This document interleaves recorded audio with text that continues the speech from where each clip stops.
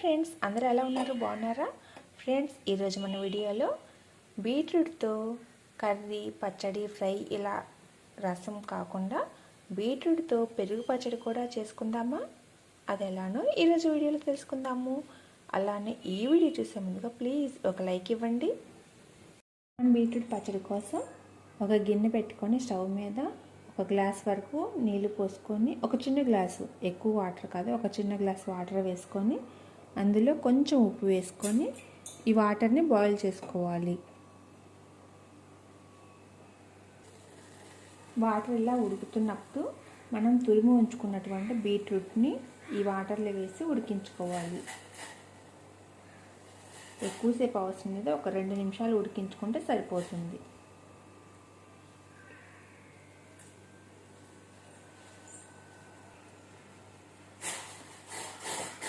ఒక 2 నిమిషాల సేపు ఈ వాటర్లో బీట్రూట్ని ఉడికించుకోవాలి. వాటర్ ఎక్కువ వేయొద్దండి, మళ్ళీ మనం ప్రిపేర్ చేసుకుంటున్నటువంటి రైతా అనేది బాగా లూజ్ అయిపోతుంది వాటర్ ఎక్కువ పోస్తే.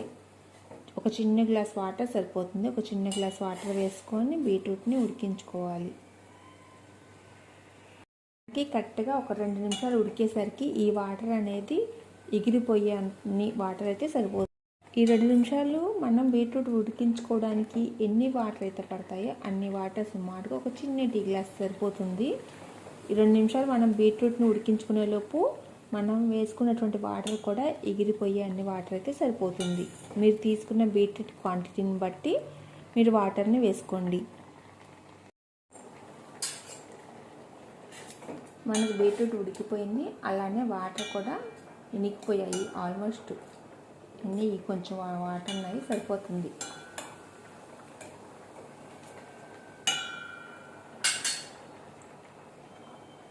కనిపిస్తుంది కదా? మీరు బీట్రూట్ని ఇలా ఉడకపెట్టేసుకొని పక్కన పెట్టేసుకొని మరలా స్టవ్ మీద ఒక ప్యాన్ పెట్టుకొని అందులో ఆయిల్ వేసుకోవాలి. ఆయిల్ హీట్ చేసుకున్న తర్వాత స్టవ్ని లో ఫ్లేమ్లో పెట్టుకోవాలి. ఆయిల్ హీట్ అయిన తర్వాత ఇప్పుడు ఇందులోని ఆవాలు, జీలకర్ర, ఎండుమిర్చి, కరివేపాకు, పచ్చిమిర్చి అన్నిటినీ వేసి వేయించుకోవాలి. స్టవ్ని లో ఫ్లేమ్లో మాత్రమే పెట్టుకోండి.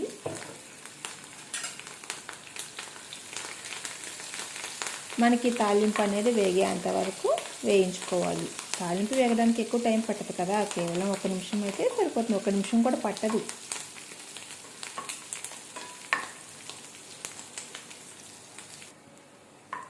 ఈ తాలింపు వేగిపోయింది కదా, ఇప్పుడు గ్యాస్ ఆఫ్ చేసుకొని ఈ తాలింపుని మనం ఉడకపెట్టుకున్నటువంటి బీట్రూట్లో వేసుకుందాం.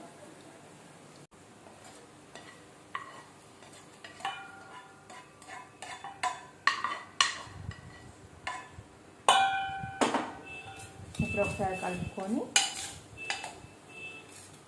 మనం ఇందులో పెరుగుని మిక్స్ చేసుకోవాలి.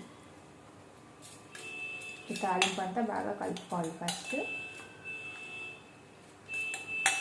ఇప్పుడు దీంట్లో పెరుగు వేసుకుందాం.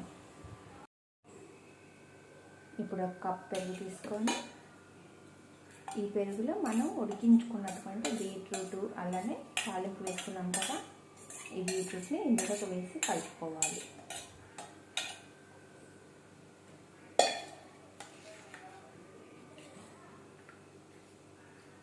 చాలా కలర్ఫుల్గా చాలా బాగుంది కదా, టేస్ట్ కూడా అలానే ఉంటుంది. బీట్రూట్ అనేది మన శరీరంలో రక్తం పెరుగుదలకి చాలా బాగా ఉపయోగపడుతుంది కదా.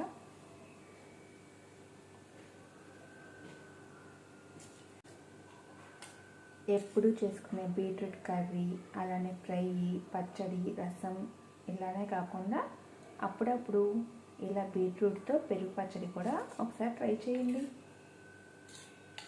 చాలా సింపుల్ కదా, అలానే టేస్టీ కూడా. చాలా కలర్ఫుల్గా, లుకింగ్ ఎమ్మీగా ఉంది కదా. ఎలా ఉంది ఫ్రెండ్స్ మనం ప్రిపేర్ చేసుకున్నటువంటి బీట్రూట్ పెరుగు పచ్చడి? మీకు నచ్చిందా?